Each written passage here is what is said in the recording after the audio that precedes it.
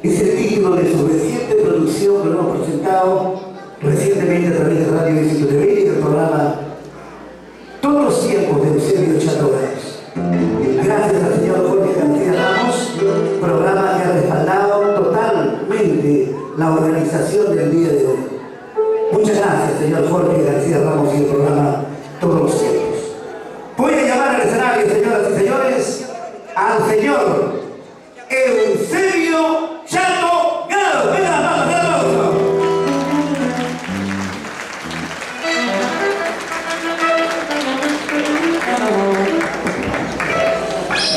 Venga esas palmas de la pausa.